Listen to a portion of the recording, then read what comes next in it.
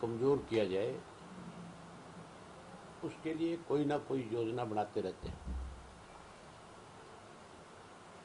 पहले तो इन्होंने एक किसान को कमजोर करने के लिए फर्जी बीमा योजना शुरू करी। किसान से पैसा लिया और किसान का पैसा जो हजारों करोड़ रुपए इकट्ठा करके किसान की फसल अगर खराब हुई तो उस खराब फसल का उसको मुआवजा देने की बजाय उसमें ऐसे पेचीदा कानून बना दिए कि अगर सारे गांव की फसल खराब होगी 100% तो मुआवजा राशि देंगे। बड़ी बड़ी कंपनियों को इन्होंने लाभ पहुंचाया। उसके बाद जो चौटाला साहब के वक्त में दादू नरवीपुर नहर जो बनाई गई थी, जिसका काम 4 जिलों में रिचार्ज करना था, और उसकी वजह से 4 ऐसे डिस्ट्रिक्ट थे हमारे जहां पे कैनाल वेस्ट वाटर नहीं था। जमीन से पानी निकलता है और जमीन से पानी निकलने की वजह से वो इलाका डार्क जोन में आना शुरू हो गया था। चौधरी ओम प्रकाश चौटाला ने वो एक फ्लडी नहर निकाली थी दादूपुर नलवी के नाम से, जिसमें जब फ्लड आता था यमुना में तो उसका पानी उठा करके उस नहर के माध्यम से इन 4 जिलों में रिचार्ज के लिए दिया जाता था। वो केवल इसलिए बंद कर दी क्योंकि उससे उन 4 जिलों के किसान को लाभ मिलना था। उसके बाद किसान की जो फसल खरीदी गई, उस खरीद के अंदर भी इन्होंने नमी के नाम के ऊपर धान में हजारों करोड़ रुपए का घोटाला किया। किसान को कमजोर करने के लिए उसका पैसा उसकी जेब से निकाल करके खाया। हमने उसकी भी सरकार से डिमांड करी कि इसकी जांच हो। आज तक 8 वर्ष में कोई जांच नहीं हुई। हर वर्ष हजारों करोड़ रुपए खाने का काम करते हैं। उसके बाद गेहूं खरीद में खा गए। कोरोना काल के दौरान अनेक घोटाले इन्होंने किए, उनकी भी किसी की कोई जांच नहीं। अब तो सरकार की हालत ये होगी कि अगर हाउस के अंदर भी कोई किसान के इशू को लेकर के चर्चा करता है तो उसका जवाब देने की बजाय उसको थ्रेट करते हैं। और जब कोई अपनी बात पे अड़ जाए तो फिर उसकी बात सुनने की बजाय नेम कर देते हैं। आज का ताजा इशू है। आज मेरा जो सवाल लगा हुआ था वो डार्क जोन को लेकर के था, और हरियाणा प्रदेश के अंदर कोई 1000 से ज्यादा ब्लॉक ऐसे हैं जो डार्क जोन में है। एग्जैक्ट मेरे पास फिगर भी है, वो देना आज का रिप्लाई जो आया हुआ है, उस रिप्लाई में लिखा हुआ है। बहुत सारे ब्लॉक हैं ऐसे जो डार्क जोन में है। डार्क जोन का मतलब ये है कि ना तो आप ट्यूबवेल का कनेक्शन दे सकते, अगर वहां ऑलरेडी ट्यूबवेल चल रहा है और वो ट्यूबवेल किसी वजह से खराब हो गया तो उसमें आप नई मोटर नहीं डाल सकते, नया कनेक्शन नहीं कर सकते, उसको वहां से शिफ्ट नहीं कर सकते, सरकार उसकी परमिशन नहीं देती। कैनाल का पानी है ही नहीं वहां पे, तो फिर उसकी फसल तो राम भरोसे होगी, उसकी खेती तो राम भरोसे होगी कि बारिश होगी, उसकी जो जमीन है, जो अच्छी खासी फसल पैदा होती है जिसमें, वो वीरान हो जाती है, खराब हो जाती है। मैंने उसको लेकर के सवाल लगाया हुआ था कि क्या जो डार्क जोन है सरकार ने उसका रिव्यू करवाया, और कैसे उस डार्क जोन को रिचार्ज करने के लिए सरकार ने कोई ऐसी स्कीम बढ़ाई जिसकी वजह से दोबारा कोई ट्यूबवेल लगा सके या उस इलाके को रिचार्ज किया जा सके, जिससे कोई उसके ट्यूबवेल में पानी बढ़ जाए। ये सारी बात जब मैं कर रहा था, मैंने जब अपना सवाल पूछा तो सवाल के जवाब में एक बात लिखी हुई है जो बड़ी हैरानी करती है। वो कहते हैं कि हमने जोड़ जो है उसको रिचार्ज करने में भी पैसा खर्च किया, जोड़ के पानी। जोड़ का पानी पशुओं के पीने के काम तो आता है। जोड़ के पानी से गांव के बीच में होने की वजह से कोई कुएं में भी पानी मिल सकता है, कोई छोटा मोटा हैंडपंप भी लग सकता है, लेकिन उस पानी से मेरी ख्याल खेत के अंदर कोई ट्यूबवेल नहीं लगा सकता। मैंने ये पूछा ही था कि क्या जोड़ के अंदर जो आपने रिचार्ज की बात करी है उस पर कितना पैसा खर्च है, ये बता दो। और साथ साथ मैंने ये पूछा था, इन्होंने जब 2 साल तक पंचायत के चुनाव नहीं हुए थे, उस वक्त पंचायत डिपार्टमेंट की तरफ से भी जोड़ों को सौंदर्यीकरण के नाम पे खुदाई करी गई। रिचार्ज का मतलब खुदाई करी इन्होंने भी। तो मैंने पूछा भी वो जो उस वक्त में भी कोई पैसा खर्च किया था उसका कोई लाभ मिला? कितना कितना पैसा खर्च किया, कोई विवरण है आपके पास? मैं ये सब बातें जब पूछ रहा था, हाउस के अंदर क्या होता है, किसी भी विधायक का, किसी भी मेंबर का कोई भी क्वेश्चन लगा हुआ है, उससे संबंधित मंत्री जो है उससे सप्लीमेंट्री पूछा जाता है और मंत्री का ही काम है उस सप्लीमेंट्री का जवाब देना। अगर वो सप्लीमेंट्री मंत्री के उस क्वेश्चन से बाहर जाकर के कोई पूछ रहा है तो मिनिस्टर ही ये बात बताता है कि जी आपने जो सवाल पूछा है ये उससे जुड़ा हुआ सप्लीमेंट्री नहीं है आपका, अगर आपने ये जानकारी लेनी है तो अलग से लिख करके दो। ये काम उसका है, मिनिस्टर का। मेरे मामले में मिनिस्टर तो चुपचाप बैठा था। स्पीकर साहब को पता नहीं क्या तकलीफ हुई, उन्होंने कहा कि आप सप्लीमेंट्री नहीं पूछ रहे।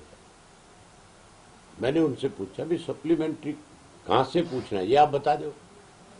कहता आप सौंदर्यीकरण की बात क्यों कर रहे हो? मैं बोला चलो आप सौंदर्यीकरण के बारे में कोई आपको दिक्कत है तो मुझे ये बता दो भी जोड़ के अंदर जो पानी गया है, जोड़ की जो खुदाई हुई है उसमें कितना पैसा खर्च हुआ है। इन्होंने पहले से ये तय कर रखा था आज, जो आज इनकी मंशा थी वो केवल ये थी कि अभय सिंह को इस सवाल के ऊपर सप्लीमेंट्री नहीं पूछने देंगे और उसके लिए पहले से ही स्पीकर को ये तैयार करके लाए थे कि आप इंटरप्ट करोगे और फिर उसके बाद हम जो है इस बात का विरोध करेंगे और आप उनको नेम करके बाहर कर देना। आज उनको एक और भी डर था मेरा। आज मैं बजट पे बोलता हूं और बजट पे भी मैं बहुत सारे ऐसे इश्यूज हैं जिनके अंदर पैसा लैप्स हुआ है। बहुत सारे ऐसे इशू भी थे जिनके अंदर इन्होंने जो है कागजों में फर्जी पैसा खर्च करके दिखा रखा है और वो पैसा एक्चुअल में नहीं लगा हुआ। मैं वो सारी बातें पूछता तो इनको कहीं से इस बात की जानकारी मिली होगी, इसलिए इन्होंने ये आनंद फानंद में आज मुझे नेम कर दिया और ये कहा गया कि मैंने अपशब्द कहा है। तो स्पीकर मुझे बारी बारी इंटरप्ट करेगा तो मैं ये बात जरूर कहूंगा स्पीकर को भी आपको मेरे से तकलीफ क्या है ये बता दो। आज आप अगर हाउस का समय देखो आपको हैरानी होगी कि जब भी मैं कभी खड़ा हुआ हूं बोलने के लिए, चाहे मैं कॉलिंग पे बोलने के लिए खड़ा हुआ, चाहे कोई मेरा क्वेश्चन था उस पर, चाहे कोई 0 ओवर पे, चाहे कि मैं किसी और इशू पे, स्पीकर ने मेरा आधे से ज्यादा समय खराब किया। हमेशा मेरे साथ बेवजह बहस में पड़ा। तकलीफ इस बात की है स्पीकर को कि स्पीकर साहब के जो पंचकुला से लोगों की शिकायतें मेरे पास है, मैंने ये बात प्रेस के लोगों के बीच में कही थी भी मुझे पंचकुला के लोगों ने भी बहुत सारी शिकायतें दे रखी है और मैं समय आने पे उन सब बातों का खुलासा करूंगा। ये मेरी जिम्मेवारी बढ़ती है, मेरी अपनी पार्टी है और अगर कोई मुझे आकर के कंप्लेंट करेगा, कोई मुझे कोई डॉक्यूमेंट्स ला करके देगा तो मैं वो हाउस के अंदर भी डॉक्यूमेंट्स के साथ सारी चीज पूछूंगा और अगर हाउस में मुझे नहीं बोलने दिया जाएगा तो फिर प्रजातंत्र में आप लोगों के बीच में जाकर के अपनी बात कह सकते हो और मीडिया के माध्यम से, प्रेस के माध्यम से भी आप अपनी सारी बात रख सकते हैं। मैंने जब ये बात कही थी कि मैं आपके जो मेरे पास कंप्लेंट्स है मैं उस पर भी यहाँ चर्चा करना चाहूंगा, तो फिर तो आग बुबलाओगे। फिर तो उनको देखने वाला था, ऐसे नहीं लग रहा था कि स्पीकर है, तब तो यूं लग रहा था जैसे कोई मतलब हम दोनों एक दूसरे के सामने कोई चुनाव लड़ रहे हैं, कोई तकलीफ हो रही थी। फटाफट बस एक ही बात, मैंने आपको नेम कर दिया, मैंने आपको नेम कर दिया, नेम कर दिया। स्पीकर का काम है नेम करने से पहले उसकी बात को सुनना होता है मेंबर की। स्पीकर का काम सरकार का पक्ष बनना नहीं। हर विधायक को वो अगर कोई चीज सरकार से पूछता है तो उसकी हेल्प करना है, यहां उल्टा काम हो रखा है। हैरानी की बात है, कांग्रेस वाले भी सरकार के साथ जब मेरा इश्यू आता है तो मिल जाते हैं। आज भी मिल गए थे। आज भी कांग्रेस वालों ने ये नहीं पूछा एक बारी भी स्पीकर से भी ऐसे कौन से शब्द आपके लिए कहे हैं या उसके लिए कहे हैं जिसमें अनपार्लियामेंट्री लैंग्वेज है। मैंने बारी बारी पूछी है स्पीकर से, मैं कहा तू बता तो दे मुझे कि मैंने कौन सा अनपार्लियामेंट्री लैंग्वेज यूज करी है जिसकी वजह से आपने मुझे नेम किया है। आज भी कारण तो बताए ना, ये मेरा अधिकार है पूछना कि मुझे वो बताए कि भी आपने ये गलत बोला है। और उसके लिए भी नेम करने की बजाय अगर कोई अनपार्लियामेंट्री लैंग्वेज यूज करता है विधायक तो उसके लिए पहले ये बात कही जाती है या तो अपने शब्द वापिस ले लो और वापिस नहीं लोगे फिर हम आपके खिलाफ कार्रवाई करेंगे। ना तो उन्होंने कोई इस तरह की बात हाउस में कही, ना मैंने कोई ऐसी बात कही जिसकी वजह से किसी को तकलीफ हो। तकलीफ तो सिर्फ इस बात की थी कि मैं किसान की आवाज उठा रहा था और मैंने स्पेशल आज सेशन के लिए मैं अपनी यात्रा छोड़ करके आया। जहां मैंने अपनी पद यात्रा शुरू कर रखी है, आज इसलिए आया था कि पिछले 3 दिन से 2 दिन से बारिश है, ओलावृष्टि है। हरियाणा के अंदर किसान की सरसों की पकाई फसल जो है सरसों की, वो आज खराब होगी। गेहूं तेज हवा चलने की वजह से, बारिश की वजह से गेहूं भी 50% से ज्यादा खराब है, जमीन पे आ गई। उसका भी झाड़ जो है आप देखना, जब गेहूं निकलेगी कहीं 40 मन होनी थी वहां 20 मन भी नहीं बचेगी। मैंने वो इश्यू भी आज रेज करने थे, वे सरकार क्या उन किसानों को कोई मुआवजा देगी जो फसल खराब हुई है, जो ओलावृष्टि की वजह से हुई है, देगी तो कितना मुआवजा देगी बताए। ये जरूरी अहम मुद्दे थे, पर ये इश्यू रेज ना हो उसके अंदर। इसके लिए स्पीकर ने और सरकार ने मिलकर के मुझे नेम करने का काम किया। अब मैं हाउस में तो जाकर के बात कह नहीं सकता था, इसलिए मैंने आप साथियों को बुलाया कि आज मैं हाउस के अंदर किन किन इश्यूज को लेकर के बात करता। आपके माध्यम से मैं लोगों तक अपनी बात पहुंचाना चाहता हूं। सरकार मुझे नहीं लगता कि किसान को कोई मुआवजा देगी, सरकार मुझे नहीं लगता कि कोई स्पेशल गिरदावरी कराएगी या कोई किसान के बारे में कोई मुख्यमंत्री की तरफ से कोई रिप्लाई में कोई जवाब है, मुझे नहीं लगता। आज तो इस सरकार में नकली खाद की बात करी जा सकती थी, बीज की बात करी जा सकती थी, कीड़ेमार दवाइयों की बात करी जा सकती थी, लेकिन किसान का कोई भी इशू अगर हम कोई किसान के लिए अपनी तरफ से काली का टेंशन देते हैं तो सरकार भागती है। अगर डार्क जोन के बारे में पूछते हैं तो सरकार जो है तिलमिला उठती है। अगर ऋण के बारे में पूछते हैं किसान के तो सरकार फिर बहुत बड़ा फैसला ले लेती है। मुझे तो पूरे टाइम के लिए 2 दिन के लिए सदन से बाहर कर दिया इस बार मेरी बात का जवाब देने की वजह। ये हालत है, ये किसानों की विरोधी है, ये किसान को कमजोर करने के लिए किसी भी हद तक जा सकते हैं।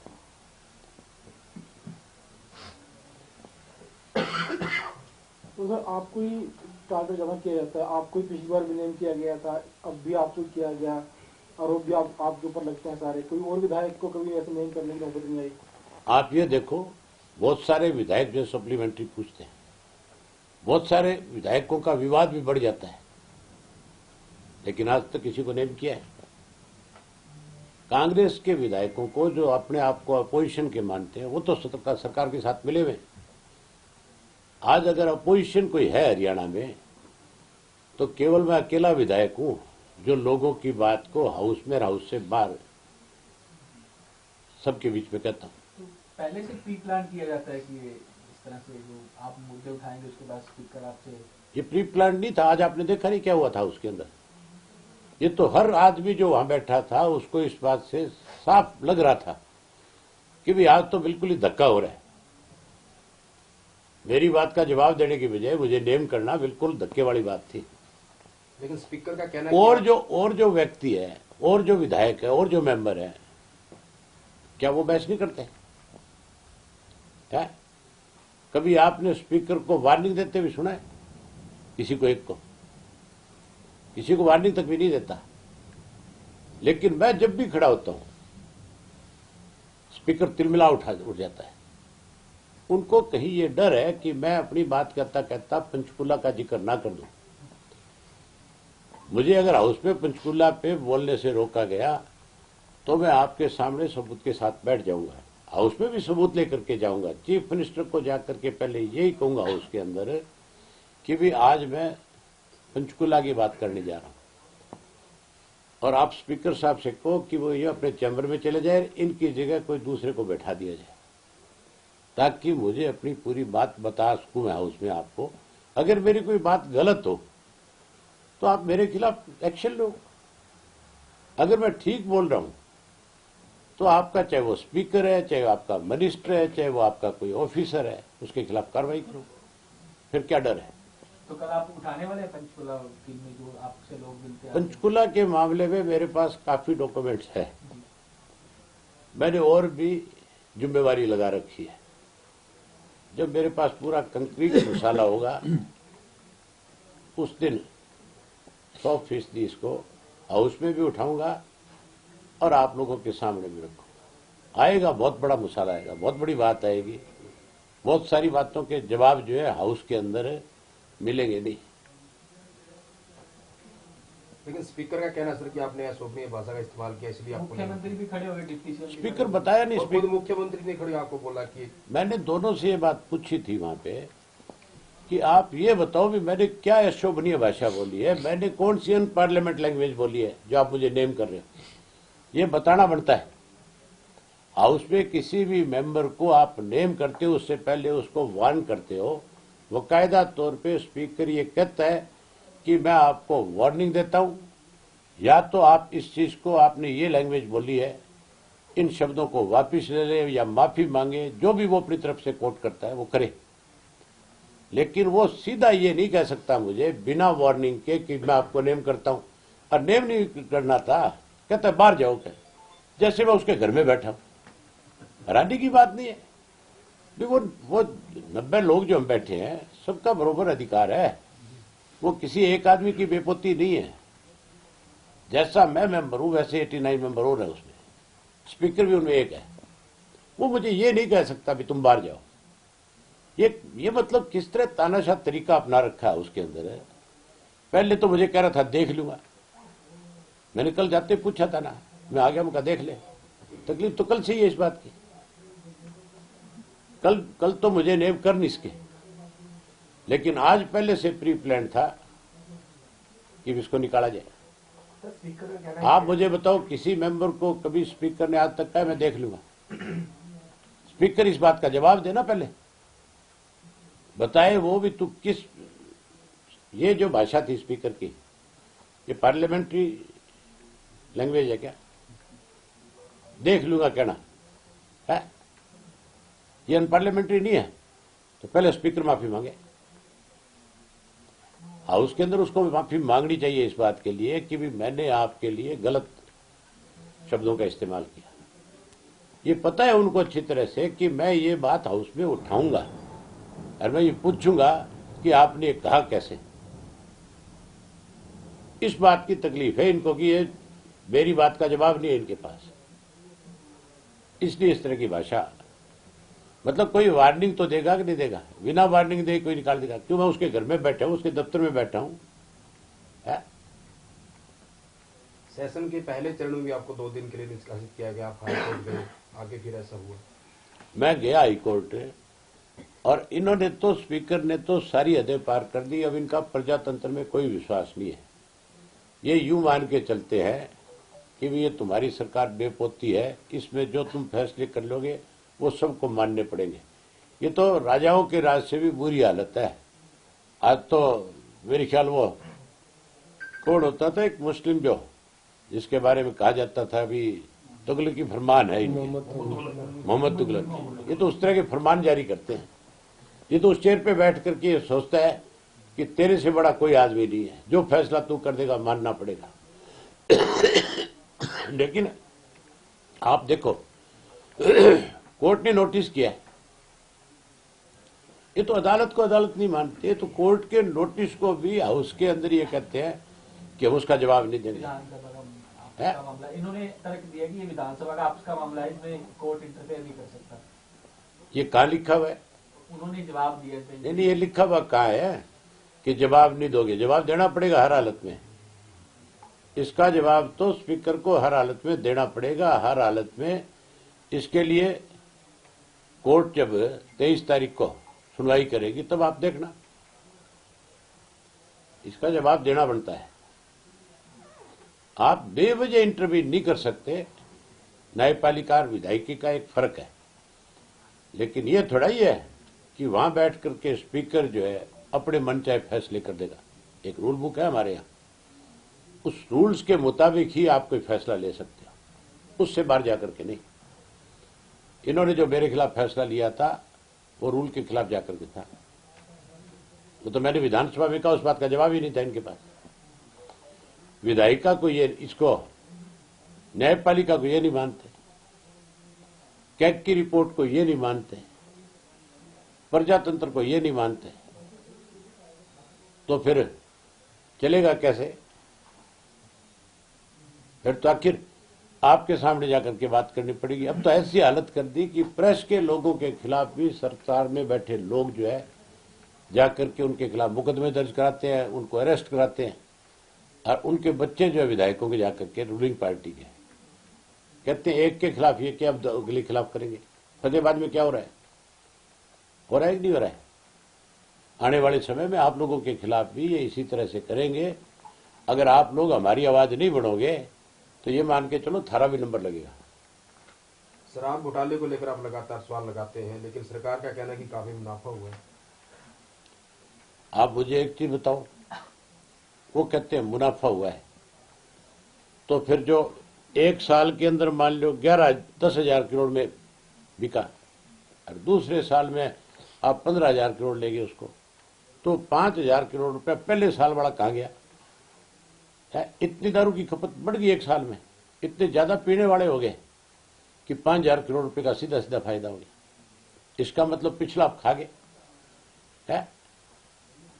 ये तो खुद ही स्वीकार करते हैं भी हमने डाके मारे हैं। रिपोर्ट क्यों नहीं छाया करते हैं? सरकार में बैठे लोग रोज ये कह देते हैं कि भी मुनाफा हो गया या ये हो गया, तो फिर विजिलेंस की रिपोर्ट क्यों नहीं आ रही? फिर वो चीफ सेक्रेटरी की रिपोर्ट क्यों नहीं आ रही? वो आनी चाहिए, क्या दिक्कत है उसको आने में? ये तो एससीटी की भी रिपोर्ट नहीं जारी करना चाह रहे थे, वो तो हाई कोर्ट ने मांग ली इनसे रिपोर्ट, और हाई कोर्ट ने जब रिपोर्ट मांगी तो इनको देनी पड़ी, मजबूरी होगी इनकी, अदरवाइज इन्होंने तो वो भी टेबल नहीं करी थी। सर, स्पीकर का कहना ये भी है कि आप आरोप लगाते हैं, लेकिन जब भी आपको प्रूफ देने के लिए कहा जाता है कोई भी प्रूफ नहीं दिया जाता आपकी तरफ से। मैं आपको भी दिखाऊं? अरे वो एफिडेविट ला निकाल के जो वहां से मेरे हल्के के लोगों ने दिए थे कि 15-15 हजार रुपए वोट का दिया है, यही पड़े अपने ऑफिस में। चुनाव के दौरान वो चुनाव के दौरान मैंने स्पीकर को ये बात विधानसभा में कही थी, आप सब भी वहां थे। मैंने उस वक्त कहा था कि मेरे हल्के में मेरे खिलाफ जो है सरकार की तरफ से, बीजेपी के उम्मीदवार की तरफ से पैसा बांटा गया है, प्रजातंत्र का हत्या की गई है। स्पीकर कहने लगा कि आपके पास क्या प्रूफ है? मैंने कहा मैं आपको एफिडेविट दे दूंगा। उसने कहा आप एफिडेविट दे, मैं कार्रवाई करूंगा। मैं अगले दिन एफिडेविट लेकर के गया उसमें, और मैंने कहा स्पीकर को बारी बारी। स्पीकर ने मेरी बात नहीं सुनी। मुझे जब अंदर मिला ऑफिस में, आप क्या कि झूठ बोल देगा स्पीकर। मैंने जब कहा स्पीकर को कि मैं एफिडेविट दे रहा था, आप ले क्यों नहीं लेते? बोले अवैध जी मैंने अपने गले में फांसी डालनी है। मैं बोला फिर तेने कहा क्यों था? भी मैं इसकी इंक्वायरी करा दूंगा। आज भी मेरे पास सबूत है, लोगों ने एफिडेविट दे रखे हैं, एक ने नहीं सैकड़ों एफिडेविट है, करे कार्रवाई। मैंने विधानसभा के अंदर शरेआम ये बात कही है कि शराब का घोटाला हुआ है और उसके अंदर आपका मंत्री जो है वो पैसे खा गया शराब घोटाले में। ये बात कही है कि नहीं कही है? तो फिर इससे बड़ा और क्या एफिडेविट दूंगा लिख करके? आप इंक्वायरी कराओ, नहीं खाए पैसे मेरे खिलाफ कार्रवाई कर लो, कोई रोकता है? हर चीज का सबूत क्या होता है? यही सबूत है ना कि मैं कह रहा हूं, हाउस के अंदर कह रहा हूं, हाउस में कई बात बहुत बड़ी होती है। मैं मुख्यमंत्री की तरह नहीं हूं कि मैं जो हाउस में कह दूंगा और अगले दिन उस बात से बदल जाऊंगा। मुख्यमंत्री ने तो भूपेंद्र सिंह हुड्डा के खिलाफ सीबीआई इंक्वायरी की बात करी थी, बदल गया अपनी बात से, नहीं दी उसे।